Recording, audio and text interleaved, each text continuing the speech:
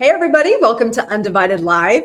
I'm Lindsay Crane, and I head the content and community teams at Undivided. And for my visual description, I'm a female with a short brown bob, dark frame glasses, a white shirt with pink flowers and purple vines, and I'm sitting in a green office with bookcases to my right. Undivided is a digital platform and service that supports families raising neurodivergent and disabled children. We help families navigate the complex systems that our kids rely on, like public benefits such as Regional Center, Medi-Cal, and IHSS, private insurance, and the educational system. We all know special education is imperfect. Even with protective laws in place, too frequently our children are excluded, expectations are too low, ableism is rampant, districts are understaffed, or employees are not properly supported or trained, parents are gaslit, and our kids are not provided an equitable, meaningful, accessible education. Not all the time, but too often. We also have incredible teams working with our kids against all of these odds, and their needs are frequently not met due to budget constraints or competing priorities. And if we aren't supporting our staff, our kids will feel that gap. So today we'll be discussing some of the biggest barriers in special education, why some of these decisions are made, the realities that administrators face while trying to implement change, and how parents and districts can work together to make things better for our kids. Here to take us behind the scenes of how decisions really get made in special education is Daphne Zaki-Bold, a former special education administrator, educational psychologist, and special education advocate with nearly 20 years of experience supporting learners with diverse needs. Welcome, Daphne. Thank you for being here today. And I should say at such short notice, because our original guest was unable to make it this morning. So we are incredibly grateful to Daphne for canceling some of her plans and stepping in. So thank you so much, Daphne. Of course. Thank you, Lindsay. I'm so happy that I'm able to be here also. And hopefully we'll be able to provide parents with some helpful insight into how districts, what's going on behind the scenes. And really more than anything, what I really hope to bring to parents here is how to have success in communicating with the schools and school districts moving forward. So hopefully this can be we can make it a positive conversation towards working with our schools as well. Absolutely. What are we going to do? How can we all come together so our kids can get what we need? That is 100% why we're here today. And just folks, our community manager, Donna, she's also in the chat with you. So if you have questions, throw them in the chat. Donna's going to be sharing those with both of us. We'll get to as many as we can. She's also going to be sharing lots of article links in the chat so you can dive deeper into the topics that we're going to be discussing today. And you see that QR code on your screen. If you scan it, it allows you to set up a free Undivided account so you can bookmark all of those articles and read them whenever you're ready. You can build your own library of resources, and there's a lot to discover. So with that, let's get a peek behind the SPED curtain. So, all right, Daphne, parents, to state the obvious, parents often feel an us versus them in IEPs and in everyday issues. So why do both parents and districts feel like they're constantly on the defensive? And then we'll talk about how we can change that. That's a great question. And I think definitely there are two sides to the feelings regarding how the defensive-ness of that, of how the district side and the parent side. In the beginning, when you first did the intro on this, you mentioned how parents feel gaslit a lot and how albiism is happening in the schools a lot and the implicit bias. And I believe that there is a lot of these things that are happening in the school districts. And I think, but there's also, as you said in your intro as well, there are some really great teams out there too that are available to support families. So I think that what we're really seeing and what we're lacking in with our school teams and our families is transparency in the end. The school districts that are the school teams that parents feel like are gaslighting them or are not being honest with them about information that they can't trust. It's really because they aren't sharing information with the families about their child's needs. I think at the end of the day, parents want to know what is going on with their child. They understand that not every day is going to be perfect, right, for their kid when they drop them off at school. But if something isn't perfect, they want to know about that. And I think that on the other side of that coin is that school districts and school teams, depending on the administration that they have, the school team is often sometimes maybe afraid to share and to share with the parent what is going on. The school policy systems or the district systems in place may not be supporting a transparent, communicative um, information flow between the parents and the staff members. So I think that there are some school teams out there where one, if they did want to be more transparent and communicate more with parents, sometimes I do think that that they aren't doing so because they're afraid to do so. I think we can talk about it a little bit more as we keep going on, but I think that's transparency is a huge part of this problem. Yeah, and I want to. There's a couple things you said that I want to dig into a little further. But so I guess that would probably be your answer, because I really want to follow up with what's one way that districts can start improving that us versus them and redirect special education back to supporting students as IDEA intended. So is transparency your answer for that? Yes, absolutely. I mean, I think absolutely. If districts, if we could be sharing, if we could be more transparent on both sides, but especially on the district side, to avoid that us versus them mentality where the parents feel like they are sort of constantly at odds and having to fight to get their needs, to get their child's needs met.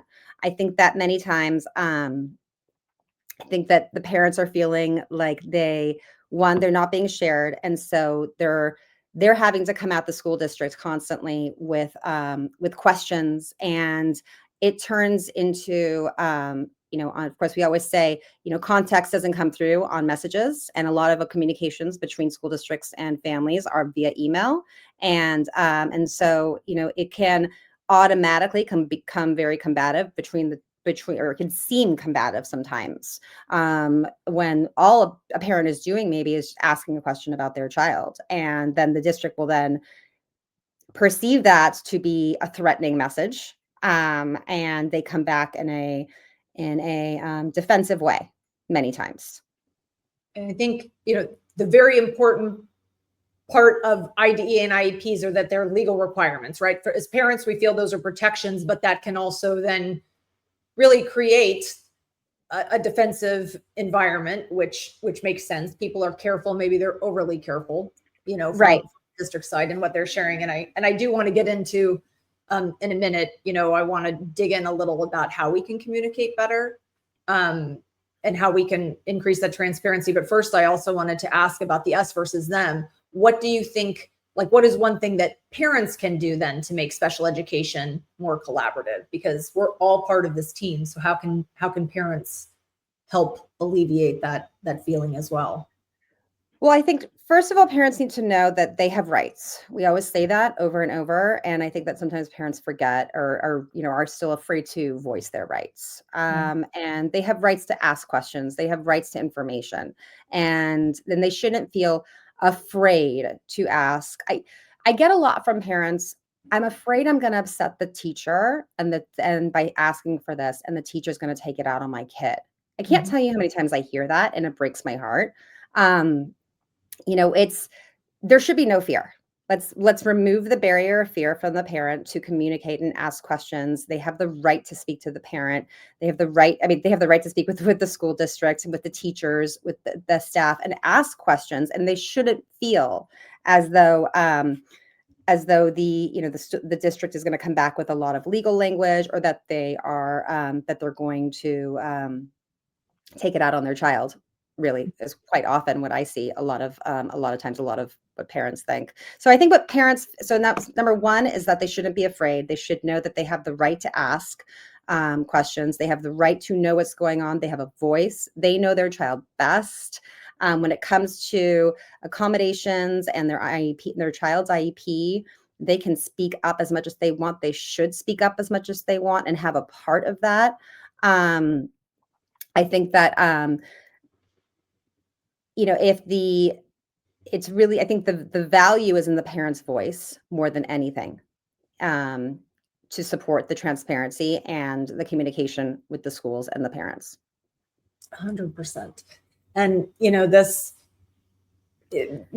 transparency is such a huge part of IEPs that, and school relationships actually, way beyond IEPs, like we've already been discussing. And, the reality is that many parents have little idea of what happens during their child's school day. And it's made even harder if a child has communication challenges. And so way too often parents find out that many important things were happening during their child's school day that were never communicated. Anything from, the mundane to, maybe it was the first day that, their child met a new friend, but their child can't tell them that, which is not a small thing. And so, that lack of transparency, just further erodes trust, because it feels like our children's well-being is often sidelined to protect the district. And that feels like a scary place to send your child every day. So just to kind of build on what you were talking about, Daphne, when and how should districts be communicating with parents? They should be communicating with the parents as much as they can, and of course, anytime anything changes with their child's IEP or an emergency situation arises, but as often as they can. Regarding IEP and goal progress, the district has requirements by law that they have to be sharing goal progress every time the progress monitoring for the school district comes out. I believe it's at a minimum of 3 times a year. However, it can happen as often as a parent wants it to happen. And, that also is something that if a parent is feeling like they aren't getting communications from a school district or from their teacher or from a provider that is working with their child, and, weeks are going by and they're going, I don't know what's going on in OT, or is he really getting the speech? I don't know. I say, email as much as you want and ask. If you need to set up a weekly communication log with the teachers, with the providers, do so. And whatever information it is that you feel like you need on a weekly or bi-weekly or monthly basis, you have the right to ask for it. And that can really, I think, go a long way with parents. Parents also have the right to sort of say what they want in that communication system and that communication log that's going back and forth. And also they have the right to have that being placed into their IEP as well, to ensure that it is actually being followed through. Yeah, absolutely. We talk a lot about communication logs and how that, because, a phone call every day is difficult, but, and the progress reports, like you were saying, and I think the policy is that a district is only required for certain students to give progress reports when they have report cards. And then that varies per student. But I think for children, and I could be saying this wrong, so correct me, but for children on the alt assessment, then, well, no, that's, anyway. At minimum, but I think at minimum, they have to do it every time progress monitoring goes out for all general education. Right, exactly. Yes, which usually goes out with report cards, right? But like Daphne said, with your IEP, that it can be something different. It can be what your child needs. But then there's all the stuff that happens in between progress reports that are the everyday of, like, how is the socialization going? How is, are there health concerns? There's a lot going on. So working with the team to get a communication log can be, that everyone's agreeing, at the IEP can be a great way to keep that communication going in a way that works for everybody. And it can be a lot less stressful as well, as we know that teachers are overwhelmed. They have a lot of students. They don't have a lot of hours in the day. Special ed teachers have IEP meetings they have to break out for. So by knowing that they have already a system in place of when they're going to be communicating with the parent regarding the child's needs, and that they know that the parent is expecting this every week, I think it reduces the stress on everybody at the table, and all year round. Yeah. And another big part of transparency, or the lack thereof, comes around aides.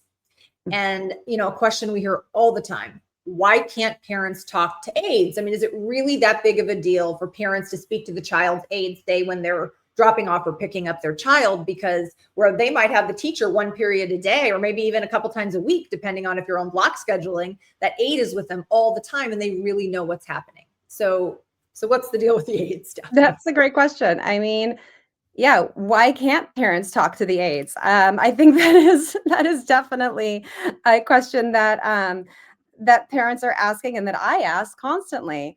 The aide is usually the adult that is with that child throughout the day more than anybody else is.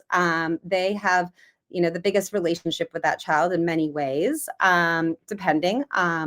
But they have a strong insight into what's going on all day with that child. Also, usually they do have those extra 10 minutes at the end of the day to be able to just chat with the parent if need be. They don't have to every day, but there is no reason why an aide cannot speak to a parent regarding the child. I mean, there's nothing in law that says that.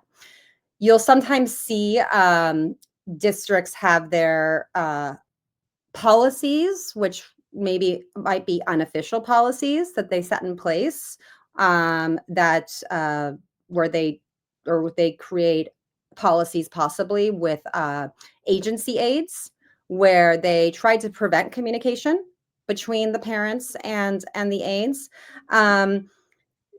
Districts are always coming at it. Districts are sort of like lawyers. I sort of like to look at it that way. They're kind of the big top, the administrators on the side of where the policies are coming from. Many times are just they're afraid of any sort of a litigation that may come up if somebody says something wrong.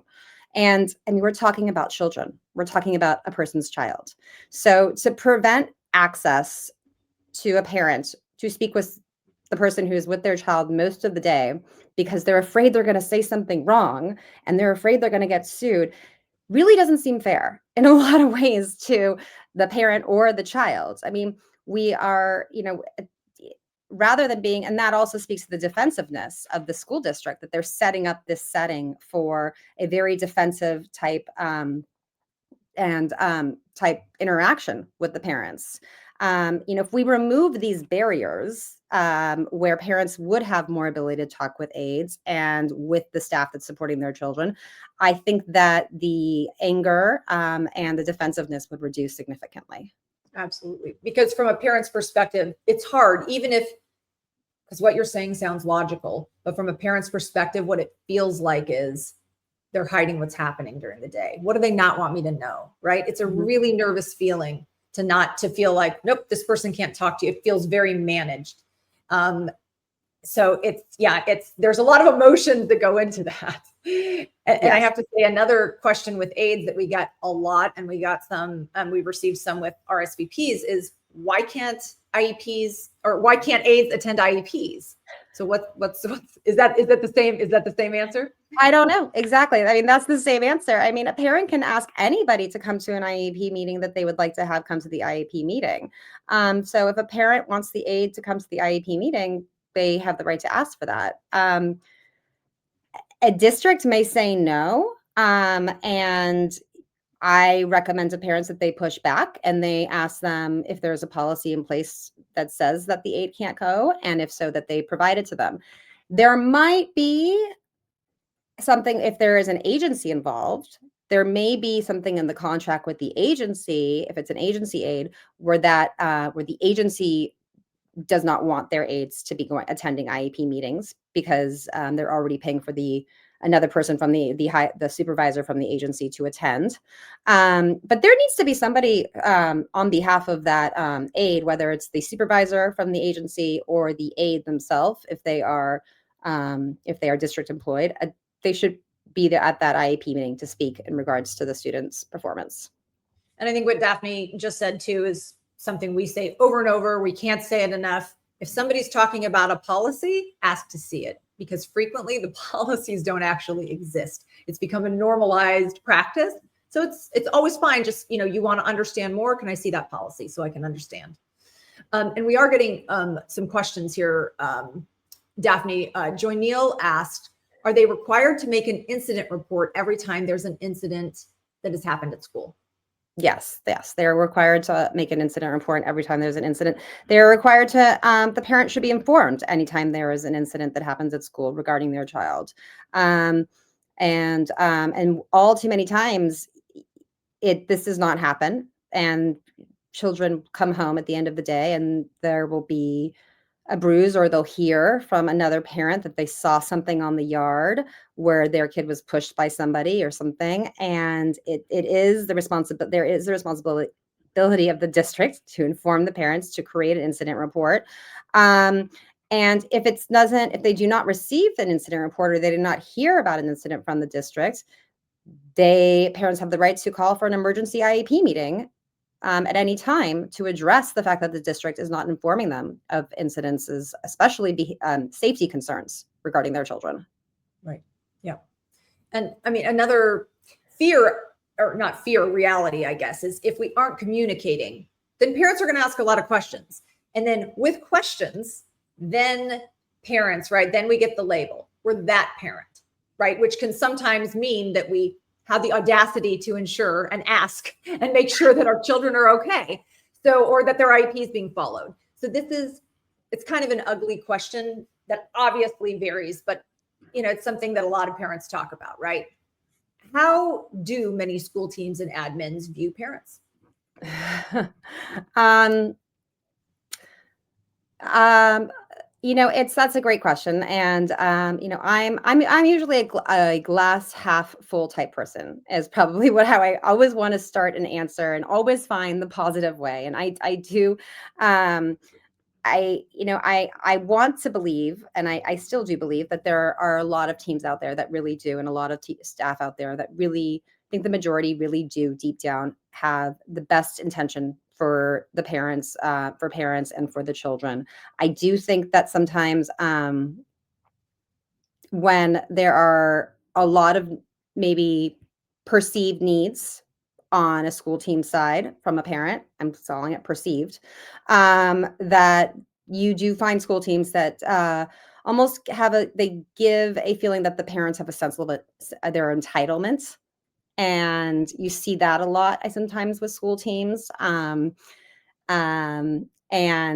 that they feel that there's an entitlement to the parents, and that their expectation from the staff and from the school district is too high.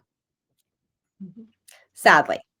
But again, glass half full, Daphne here, really does believe that there are a lot of staff members out there, and we all know them. We've all had our really great special ed teacher, right, who has been there and has been actually your advocate, and that you've stayed friends with after so many years. And maybe they taught your child in second grade, and now they're in 10th grade, and they're still your person that you go to, right? I mean, we all should be going into this profession because we really do want the best for children with needs and for families, and to support them.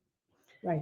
And if your child, or if you're working with somebody, there's somebody on your team that doesn't have those thoughts, it's just a reminder to parents, right, that it is your entitlement to have people follow the law, right? And so if you're thought of as entitled, or you're asking questions, or you're ensuring that things are in place, it's easier to say, I know it's easier said than done, but don't allow yourself to be intimidated, right? Like Daphne said, your voice is important. You are an equal part of that IEP team, and that's all year round. So, if you are being treated like that parent, and I know everyone watching understands what that means, if you are in that situation, then always try to put that collaborative hat on, and hopefully, other people will as well. And, but if they're saying, stop asking questions, that's not going to happen. so, because at some level, right, we many levels, we need this unity, right? That could really, help what some parents view as really nightmarish and one of the worst parts of their year, which is IEP meetings. Oh, and yes. So, IEP meetings really bring that us versus them to an IMAX level. I mean, it can be really intimidating, like we've discussed, for parents. And sometimes it feels like it's that way by design. And even worse, it can feel like teams have a singular definition of success, and anything outside of that norm is unworthy of the same kind of investment, meaning maybe they don't want to give your child as many services because they couldn't benefit. I mean, I'm sure we've talked to lots of parents who've heard all kinds of terrible things that are really rooted in ableism. So how often do you think that IEP decisions are made from a place of implicit bias? I think that I think that, you know, it's a hard one. It's a hard one to say exactly what is causing the way that IEP teams are making their decisions, and if it's coming from a place of implicit bias, or if it's coming from a place of or if it's coming from a place of uh, lack of information, and also lack of information specifically from their districts, from the administrators in their district that are not sharing and providing staff members with the appropriate information to make well-informed decisions for children.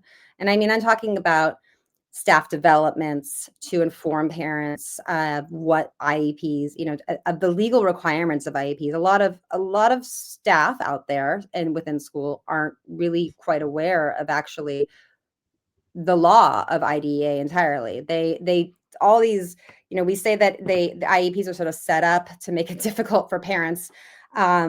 I can see how it feels that way. I think that probably some staff members feel like it's set up to make it difficult for them sometimes too. You know, because they don't.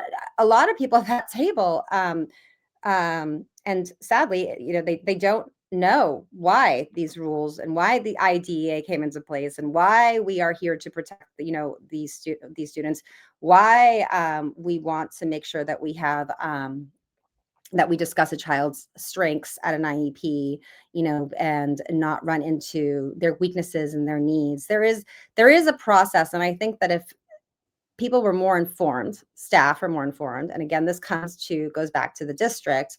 The district needs to be providing more information to staff members, more training on implicit bias, more training on inclusivity, to in order to create a more collaborative IEP meeting.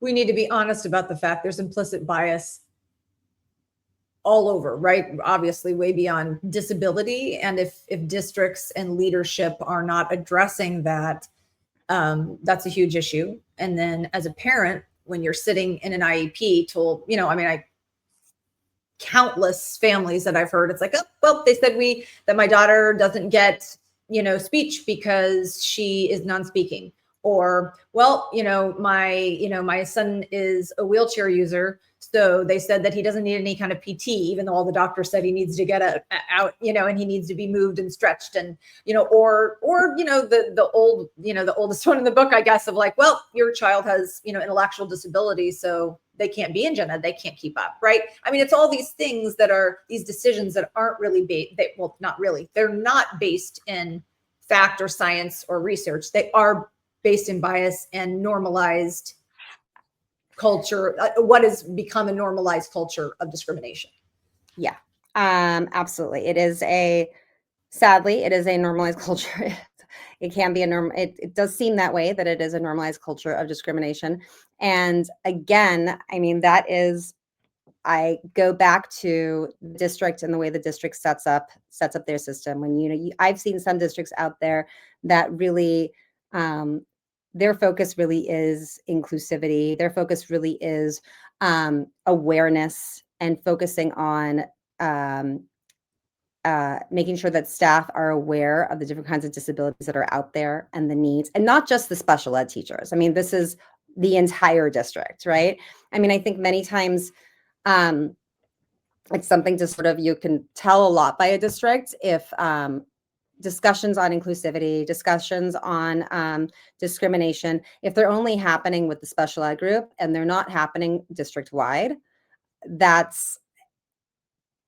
tells you right there that they're not really, this isn't a culture where they are trying to support students, all students in all kinds of environments. Because if they're segregating the way that they're disseminating the information,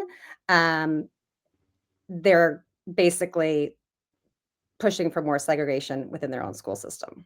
Right. So one huge thing, training, all staff, all across, teachers, aides, everyone, because a lot of gen ed teachers haven't had students with various disabilities, especially, you know, more extensive support needs in their class. And so they don't have that knowledge. And again, they are not being supported.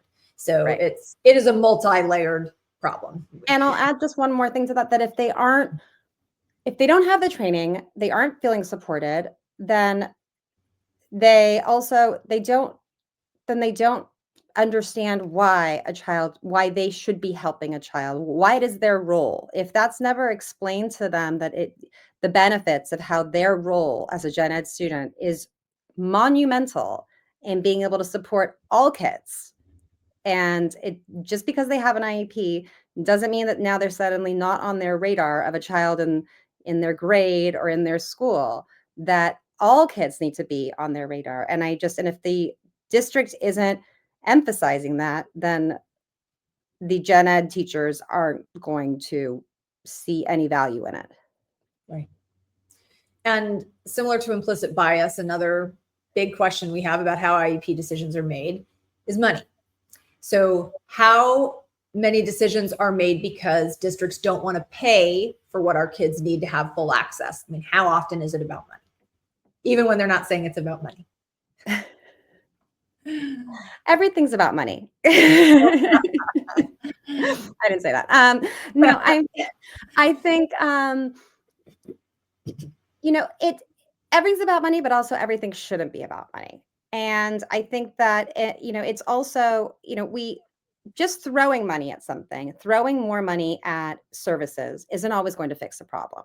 Right. And I think that that's where we need to understand both sides of the coin. And there is that aspect to it that, just putting another maybe Band-Aid or throwing another service without really understanding why we are needing to do this, that's not going to be beneficial. I actually would say it's not so much about money, it's more about time.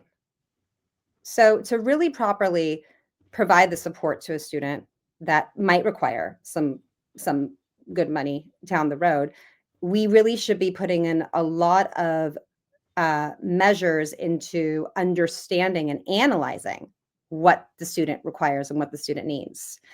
And in that regard, we're talking about assessments, we're talking about functional behavioral analysis, we're talking about specialized points of view and professionals. And sometimes they're not going to be in your district, and districts will have to reach out and make some phone calls to get some opinions. And that requires time. Mainly, that requires time to sit down with the team and to really collaborate and say, how are we going to meet this child's needs? And it could be more services, an aid. It could be many things that also require money, but it's time, I think, first, more than anything, that we need. Right. And I saw that Manuel had a question about aids. Like, why is it so hard to get a one-to-one aid, even if you have a child who has aggression and who's shown that? And I mean, that's just a really common example to me that does come back, and not always, because I know there's also multi-layered conversations to have about aids, but that frequently can come down to money. Right. Yeah. And I hear a lot of even staff saying, like, there's kids that are identified that they know needs that support, but the family doesn't know to ask for an aid. And the district is not saying this child needs an aid to succeed, right? It just they keep going. Seemingly, it feels like waiting for somebody. Is the family going to ask? So yeah, that definitely happens a lot. And I do think that is also that is rooted from the district level, 100%. Staff are afraid to suggest and offer things to parents that their children need. And this has been going on for ever, back since when I was in graduate school. One of the first things that more than 20 years ago, you would learn, you would hear, don't offer anything, because whatever you offer to families, then the district is responsible for paying for it. And so that is unfortunately one of the earliest pieces of advice that many educators receive from their district. And so they are afraid to say something to a parent and to speak up. Right. So that's something that I've also heard, from staff and a lot of other people I know have as well, that they really aren't allowed to give their full recommendations, or they'll say something to parents and say, look, this is what I'm saying, but I can't say that in an IEP. Is that common for staff to have to edit or like completely curtail their recommendations in an IEP? Yes and no. But yeah, I believe so. I think that they are, again, this also goes to lack of training and lack of information from the district to the staff. So re- I think sometimes what happens is that in the best case scenario, the district will tell staff what they do or what they don't want them to say, or not specifically in that way, or maybe they'll tell them that they shouldn't speak to, maybe there is a policy written, they can't speak to, that they can't offer an extra thing they're going to pay for. Maybe they can't, maybe they don't have the right to do that in their policies. However, I think that what happens is that the district tends to put on so many constraints to the staff in the IEP meeting that the staff just choose it's easier to say no to everything because they don't know what the district is going to slap their hand for. And so sometimes it's just easier to deny it all and let the district handle it for them. Right. Which really takes away the purpose of an IEP, which is to identify what a child needs and support them, obviously. And which I guess comes to my next question, which is just way too often that the quality of an IEP falls on parents and our ability to advocate and call out when things aren't right. And many times, even when we get it right, it's not implemented. And it's just, that's just so deeply broken and completely inequitable because the underlying message is that if you aren't an expert, your child might not get what they need. So how can we get quality control back on districts instead of having children's educational realities rely on parents going to legal conferences, attending webinars, joining 50 Facebook groups, hoping to get an answer just to get our children what they're legally entitled to? So it's it is unfortunately in the hands of the parents, yes, to make the requests and to ask for for the rights for their children. And it shouldn't be. And I understand that. I agree with the frustration. I'll say a couple things. I'll say that, you know, lack of resources are a huge part of what's going on in special education and in education in general, and always have been. We've never had enough teachers. We've never had enough good teachers, never had enough special ed teachers, that's for sure. We're always in a staffing crisis.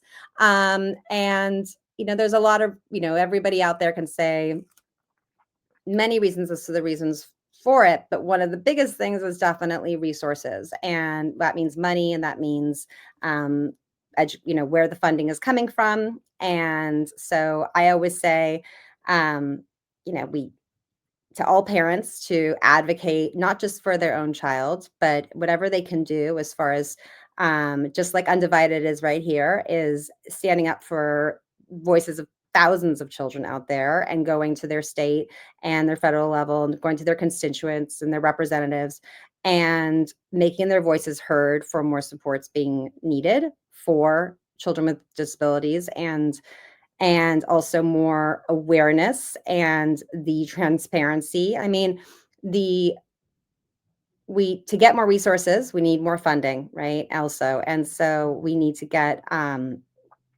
make our voices heard, that there is really a big hole in the communication between parents and families. I mean, between parents and teachers and staff and school districts, regarding meeting the needs of students in their schools. So, I mean, it is very heavy on the shoulders of the parents right now to ensure that their kids' needs are being met, to ensure that the IEP is being implemented. I wish I could find you a secret. I could give you a magic weapon or a magic wand and say, okay, it's fixed, and just tell you how to fix it. I think that it's bigger than us. It's us combined to fix it. Right. But I think in what you were saying really identifies the huge problem, because if the problem is resources, it's that then school teams, and administrators are not offering what children are entitled to because of money. If I was hearing what you were saying, right, if it comes back to resources and funding, so they're not following through on what they're supposed to be doing under the law, because of money. And so then they're waiting to see if parents are going to push back or call out or say, hey, we need to do this. Are they going to go through due process? Which, so then what are it's completely inequitable. Obviously, again, it comes back to like the children are getting what they need based on the privilege of the parent to go and educate themselves, which is really broken. And I heard somebody mention one time, I have no idea, but the idea of like IEP audits, which I really like, something for like some meeting check, right? If an IEP doesn't meet legal requirements, send a survey to parents and staff afterwards, right? Get constant evolving feedback so you can tackle what's working instead of waiting for a lawsuit to find out. We've got to figure something out because right now kids are missing out. And then parents, my daughter is in high school, and I was saying this to you earlier, Daphne, that, parents who really trusted the system, I know so many, and then their kids land in high school and they realize how much their children have been missing. And then it comes back to parents having this guilt, like it's something they didn't do. And that's not what IDA is supposed to be, right? There's these legal requirements, but right now it's set up where, well, we're going to, and not always out of malice, but it's like, here's our offer. And if something's missing, if the parent doesn't catch it, then it isn't delivered.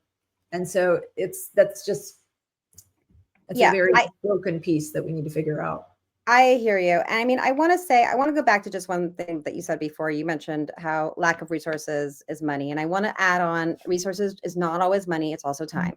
And of course, time is money, right? But I want to add that there. I do think that if staff had more time, when I say resources, I really do feel that if there was more time allotted, more staff, again, it is money. So time is money, but but a lot of times we need the administrators, our teachers that are in there every single day require more time to work with to develop more proper IEPs for our students.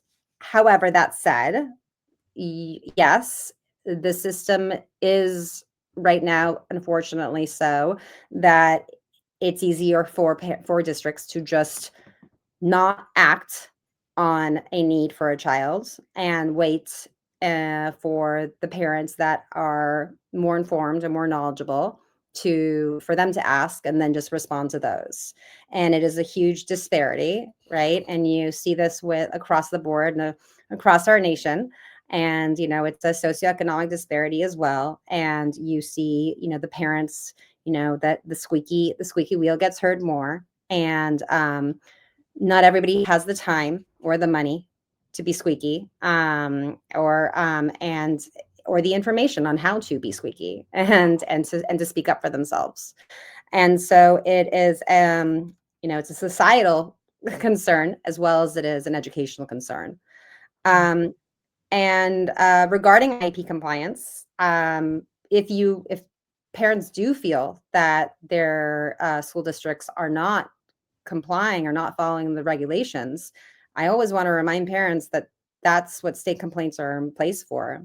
And when they get that big procedural book at the beginning of every IEP, it gives them all of the information onto how to make complaints to their state if they feel that IEP teams, if their child's personal needs aren't being met, but also if they see injustice in IEP teams in general. Now, our Department of Education is a little bit different right now, and the response time on being able to respond to issues of compliance is going to be more delayed, but it doesn't mean that it should be stopping anybody at all from making a complaint if it exists. Right. Without much of an expectation that it's going to be answered right now, but yes, just because there's still some states that are working out there and they're still responding. And I went to a webinar this week from a group of national organizations saying still file it. We don't, without absolutely. Like much expectation, but still put it out there. I think Kansas is taking on a lot of filings right now for the entire nation. Oh, hopefully I'm not over speaking, but there's a few states that are taking them on for a lot of the other states as well. Well, and another question we get that comes back to transparency, a lot of parents want to know what really happens in those staff pre-meetings before an IEP that parents aren't invited to. What happens in those IEP pre-meetings? They drink a lot of coffee. I mean, is it our decision? Because it feels like decisions have already been made sometimes. So, I think that's what parents really want to know, right? How often would you say teams are coordinating their offer Right. Well, beforehand? I think first of all, if a parent ever feels like a decision, it does feel like that, and that there was a decision made before they met with them, the parent should always speak up. And I mean, if they ever feel that there has been some predetermination, they should ask, they should speak up, and they should voice their concerns. Um, do teams connect before IEP meetings? Yes, they do. Absolutely. Are they, do they, and they have the right to. They have the right to definitely connect on how do you see this, how, the special ed teacher and the service provider have the right to communicate with each other on how the child is doing in each environment. And then when they get to the IEP meeting, they can discuss what the needs are. If they're seeing something differently in one environment versus another, they should know that before they go in, so that the parents also want to see that there is communication between the providers and the teacher that's working with their child. Now, communication and collaboration versus conspiring together is very different, and we don't exactly want to see a system or a situation where a team, an IEP team, is meeting prior to an IEP and making calls on what services are going to be provided or not provided, or what programs, or what or kind of how the meeting's going to go, or who's going to run, what how who's going to take charge of the meeting. I mean, again, it's a collaborative IEP meeting, and so do those conversations happen? Yes, sure, they do. And can we control that? Hard to. But the best way to do that is to go in there and be the voice for your child and ask as many questions. And if you feel like your meeting is not collaborative and you get any sense that this IEP team met before and came to some predetermined decisions without you there, use your voice, make a complaint, and file it. I mean, that should not be happening. Right. And we also encourage parents, reach out to your child's team before IEPs. So you're really, so you're not, hopefully you're not walking into an IEP with too many surprises. I say that knowing it happens all the time, but if you're touching base individually with team members, then hopefully that can break some of that surprise down, and you're talking and you know where each other stand. And, and if you don't have that relationship with your team yet, hopefully you can build that. And I know it's not always as easy as that, but those conversations before an IEP can alleviate some of that surprise or some of that sort of shock and awe that can happen in IEPs sometimes. Absolutely. And and also, I'm sure you have said this many times. It's one of I'm sure it goes without saying, parents, always ask for your IEPs prior, always ask for your reports prior. You shouldn't be getting your reports the day before or the day or the morning of, because if you get them hopefully 5 days prior to an IEP, you have time to develop your questions. And if you have a question that could maybe be addressed before the IEP meeting, it will serve everybody better if that question can be emailed to the teacher and say, "Oh, I caught this. Was this an error?" And sometimes something that could have become a really big deal and blown up into a big problem at the IEP meeting, maybe it was just an accident and it could have been fixed by a quick email question prior to the IEP meeting. But again, you need information to ask questions. Right. Right. Yeah. Well, I want to dive in to placement and about inclusion. So what is the biggest barrier to inclusion from a district perspective? I would say the biggest barrier is probably staffing. Is the staffing part of it is the hardest part for districts to implement inclusion. Um, there's I think depending where you are, but a lot of most parents, not most, well, a good amount of parents do really support inclusion, and we support inclusion. And I think you're going to find more districts where it's going to be the parents that are more supportive of inclusion, and yet the staffing in the districts are going to be more are going to be, less supportive of it. And it's also, there's a lot of reasons for this. It's experience. It's, this is it's a changing of the guard situation as well, where we've got some newer, well, I guess I would just say some districts where they're slow to change the guard, and they're slow to realize that to take on these policies in their district of inclusion, for whatever reason it is, if it is, wherever angle it's coming from for them. But it's definitely coming from the district side. Change is hard. And Yes. there's a lot of change going from a traditional system to supporting, as many learners as you can in general ed. And there's a lot that goes into it. It's difficult. Yeah, and fear. And also there's a lot of fear regarding inclusion, right? I think that, you do see some school districts, and I see some schools, some charter schools, some independent schools that are out there that do really want to push for the change, but they're afraid they don't know how.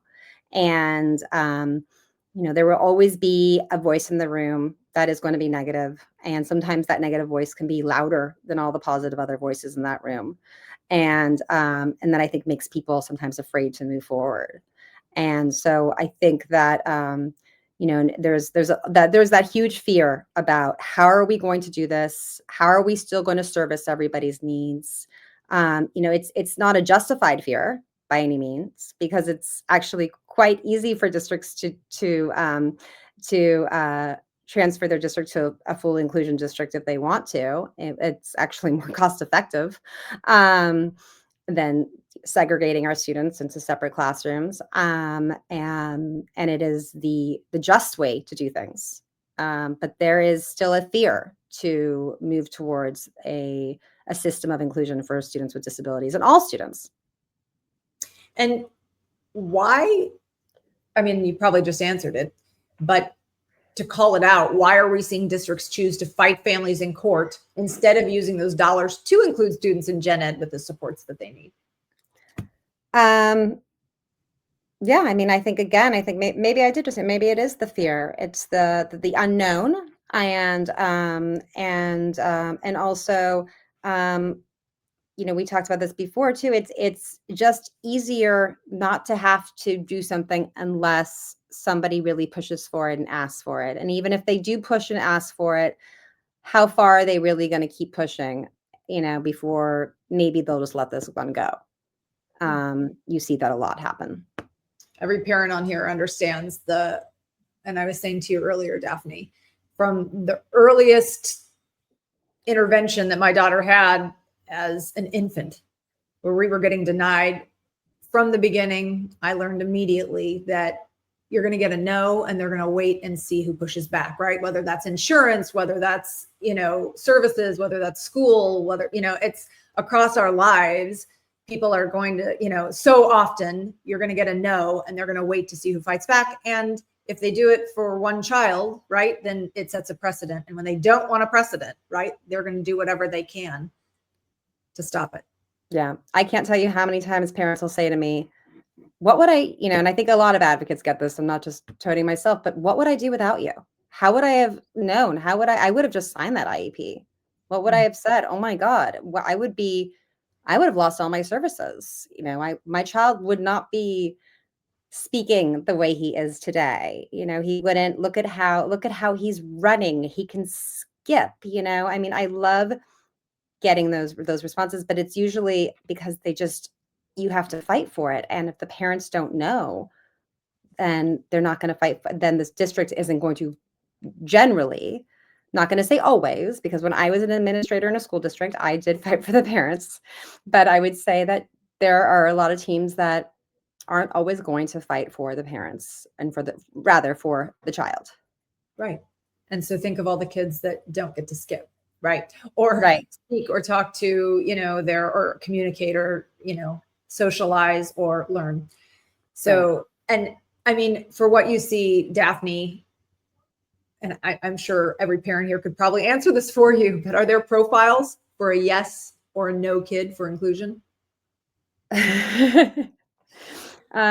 Sadly, I think that every district's profile or setting, or every charter school, every school is going to have, it's going to vary. But yeah, there are profiles. I mean, I can't say what specifically they are for every single one, right? Because every district is always going to have a different policy system, different value system when it comes to inclusion. Their changing of the guard may have happened a long time ago, and it may just be a much more welcoming and progressive district. It's going to depend. But yes, of course there are.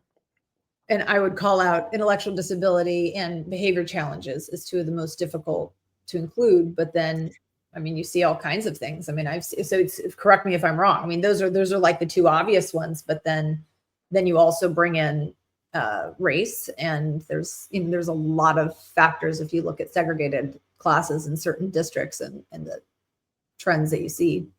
Yes, absolutely. And I mean, then of course, we get into, what is the overt policies and what are more of the hidden policies, right? Or the hidden systems that are in place, especially when we go into racism and language and cultural differences, and how that's going to unfortunately affect the way choices are made for children moving forward in inclusion. And yeah, I generally, historically, students that were ID or with severe behavior challenges have always sort of historically been the children that staff has assumed would be segregated, and it is changing more, thank goodness. I think behavior challenges probably are the ones now that I see to be really the hardest. The districts put up more restraints and more difficulty as far as including children with behavior difficulties and challenges in the classrooms. Right. That's a hard one. And that can have a large definition too, right? Because for some, stimming might be a behavioral challenge, right? And I'm not saying, I know there's some stimming that can be very disruptive to the child themselves. So I'm not taking away from that, but I'm saying, like, I've heard things like, well, I mean, the child has to stand up and move around. They can't do that in a class of 30 kids. Why not? So there's the big range. And right. I also, because I'm looking at the time, but I still have some questions for you. So Daphne said we could go a little over if we had time. I also do really want to quickly touch on too, what can parents do to collaboratively work with their districts to build a more inclusive culture? So it's not just certain kinds of kids with an attorney who get that privilege, which is actually a right. Mm-hmm. Well, I mean, I think it is in the hands of the parents to definitely to work with the districts to build that inclusive culture. Like I said before, we parents, educators, advocates, we have to advocate locally, statewide, federally. And so it all starts with that one parent that's going to have to go to their local school district, and start right there and start, whether it is that they are creating, they're coordinating other parents together on, Lindsay, I think you created the district advisory committee for Culver City Unified School District. And I remember, you need powerful communities of parents speaking together and ensuring that voice is on the agenda of the districts every month, every at minimum every quarter, and that there are policies set in place where the voice of the parents and the community of the parents has the opportunity to speak with the district and share their concerns on a regular basis. And all parents and communities have to do is just ask for that. Is just say, we want this time, and we are inserting ourselves in your agenda. And if it's coming to your board meeting, we will come to your board meeting, and we will speak at your board meeting. If you won't carve out an hour for us every month, every 2 months, or at least every quarter, to discuss how we can work on improving the services for our students in the district. Because IEPs are isolated by design. And right. Districts are, and it isn't that you want to have a special ed district advisory committee to scare people. That isn't at all the point. It's to be collaborative. But getting people together, getting parents together with IEPs is scary for districts. And so there can be pushback about that. But you have to, get out, and some people only have the bandwidth, completely understandably, to advocate for their child. So we're talking about how difficult that is. But when you get people together, then it becomes an official voice. You can have board members attending your meeting, special ed director, ed services, superintendent, right? So you're really talking and looking systemically what's going on, because while you're trying to, help your child's situation, a lot of times it's not just your child, as we all know, but there's many families. And so bringing those voices together, it's very important for really attacking what's going on at a district level. Yeah. And also, I would say, even for the parent that says, well, I'm only going to be in this district for another year or two and we're going to move. Sometimes I'll hear that from parents. It doesn't matter. You're still going to go to another district that's going to need you there too. So your services are going to carry over and can be transferred over. And also the information that the parent is, they're going to learn so much. The parent, parents are going to learn so much by working together and collaborating to build a stronger community and create stronger voices for the needs of the children. So it's a win-win situation for overall. And I do encourage parents as much as possible to use their voice, collaborate, and make their committees and their communities together. Right. And as we're working with districts, hopefully we can then reduce the need to go to due process. But we know that's a part of the law. That is our right. I don't think it's fun for anybody. It's expensive. No. It's stressful. I don't think the districts like it. I don't think parents like it. It's something we hope that we can avoid. So, is there anything that you would suggest that we haven't already talked about how to avoid due process when both sides can't agree? I really, parents have various forms to express their disagreement, as they always hear when they are in an IEP meeting. And yes, due process at all accounts, if you can avoid it, I would avoid it. It is litigious. Going into litigious action is never fun. And if you're on the parent side or on the district side, and it's a lot of money that goes towards attorneys and doesn't go towards our kiddos. And it's very sad and disappointing. And it's really stressful. And we want positive energy. We want that positive energy to be going towards our kiddos. So how do we avoid going to due process? Well, we make sure that that our district knows us. If you're in a small district, I feel like you are. I'm going to advocate a little bit for the charters and the smaller districts, because if you get to know, you have an easier way to get to know your administrators and to make friends and let them know who your child is. And when you have a new director come in or a new superintendent, smaller the district, you make sure that your advisory committee is scheduling a meeting with them, and so you are having a little coffee chat, and so you're on their agenda. So then if something does come up, it doesn't have to blow up and become something really big. It sometimes can be handled by a quick phone call or an email, because there already is a relationship. So I guess relationship building, we want that really in any field. And I think that having better relationships with our parents and our district administrators goes a long way in preventing this discourse of litigation and distrust. Trust is huge. Trust is going to go a long way. And so, we, and that goes on both sides. There's a lot of distrust on both sides, especially parents that have been, and understandably, that have reason to not trust the districts because of things that have happened in the past. Trying, if you're in a new classroom, new teacher, new school, trying to walk in hopes to build trust. I think a lot of times parents are really they've been so hurt in the past that the open-mindedness of a trusting environment is very hard to even create. And so and then I think as much communication, like I said, with committees with the committees with the district where the district can hear the parent side of view of what's going on. That can hopefully avoid for due process.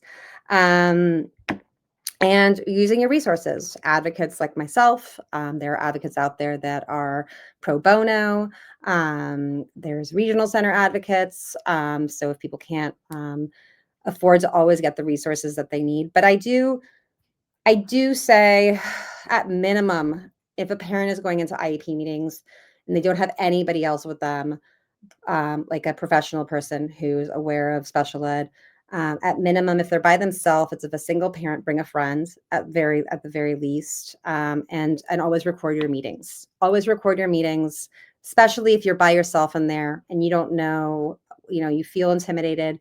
Always record them, and then let the school district know at least 24 hours before that you're going to be recording them. Well, every state's different on their laws about if they'll have to record as well. But ask if you can record that meeting before, give them 24 hours, and don't ever feel rushed to sign anything. Don't ever, I say, sign an IEP the day of an IEP. Don't ever feel rushed if they try to force you to sign an IEP. Even if you actually think it was a pretty good meeting, I still wouldn't sign that IEP in that meeting.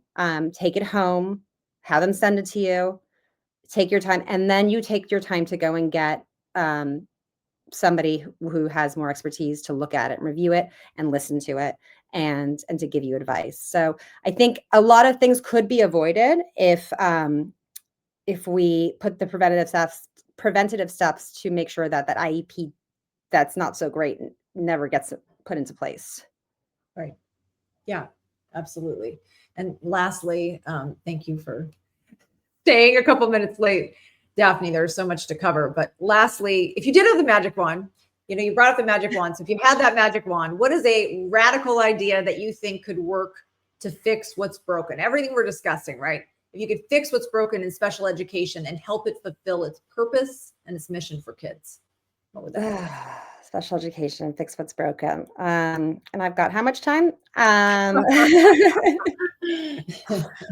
give me one. What's So I have a background as an educational psychologist. So I started as a school psychologist many moons ago. Which means that I started with my experience with disabilities was in the assessments and the eligibility, which basically is labeling. So in districts, we call it labeling is really what we call eligibility, because in districts, they're not allowed to give a diagnosis for a term for a disability.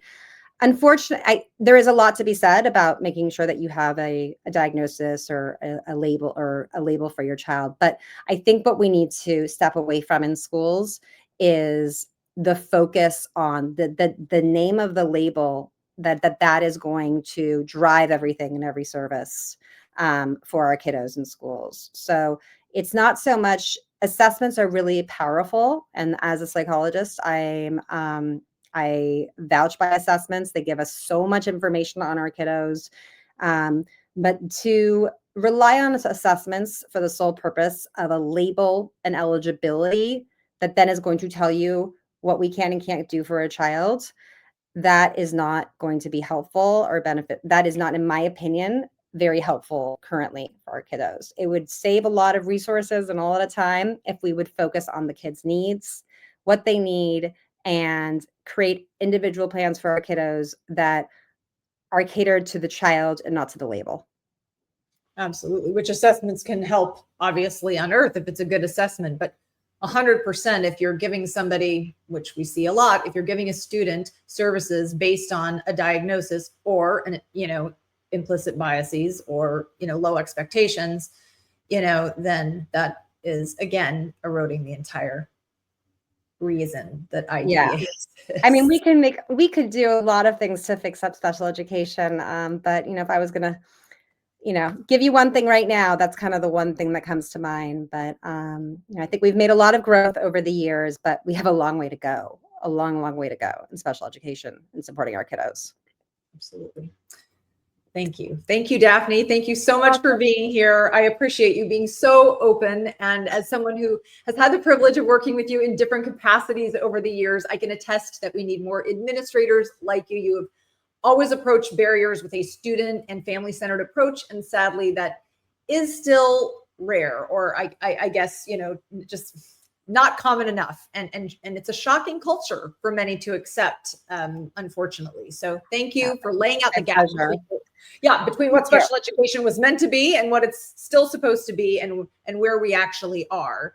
And, I appreciate the conversation about we need to bring everybody together. I mean, really, it's like that's everybody, all the stakeholders need to come together to fix what's broken. And it is very, very layered but we can do it. We can do it. And we shouldn't feel threatened by, maybe with the current policies that are changing things, but we can do it. And we will do it.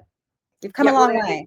We're going to need those voices more than ever, right? As we could be undergoing some, really big changes. And right now, even not looking at those changes that could be coming with the Department of Education, possibly, oversight changing, to a different department as it could close down, right now, without even looking at that cultural norms, like we've been discussing, it's skewed special education and its original purpose. So if we can come back to baseline and remember that this is about kids and we believe in those kids and we fund that belief in the right ways, then maybe we can dismantle the broken and rebuild in a way that respects the integrity of our children and their futures.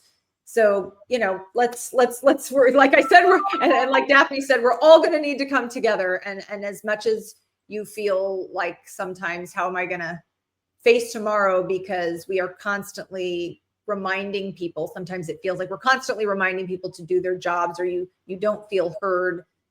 Hopefully you can find allies, right? There has to be an ally. Find those allies, because they're there, and they might not even realize it yet. Well said. So yes. Yeah. And another really important thing that we love to talk about, I want to make sure, that you tune into our next event. It is going to be a virtual training on California's alternate pathway to a diploma for students with extensive support needs, led by Sacramento County Office of Education's Kristen Wright and Stephanie Coleman. Students with intellectual disability now have more diploma options, in case you haven't heard, and we don't want one eligible student to miss out. So Kristen and Stephanie will also take questions. So we would love to see you there. You can RSVP to the link that Donna shared in the chat. And in the meantime, please stay connected with us. Donna's going to share our socials in the chat. We'll keep you updated with the most important info that your family needs to know about IEPs, public benefits, and legislative changes that affect our community, our supports, and our rights. So, and as we're logging off, we do have a quick sneak peek of our IEP assistant that's launching imminently in the Undivided platform. So stick around. It's just a quick 90-second video, give you a little sneak peek. The IEP assistant is a HIPAA compliant, AI-powered IEP beast that is trained on our resources that are informed by experts, and it helps you walk into your next meeting prepared. And we all need that, as we've discussed today. So we're so excited for you to meet the assistant and have it help you prep for your next IEP. So not everything that you know or learn has to live in your head. What about that? So thanks again to Daphne for talking with us today, and to all of you for being here. Our mission is to support you so that your children can thrive, and we want you to thrive too. We'll see you soon.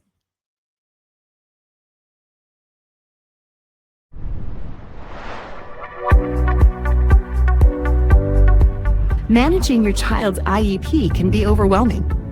What if you could upload it and get recommendations on goals, accommodations, and services in minutes?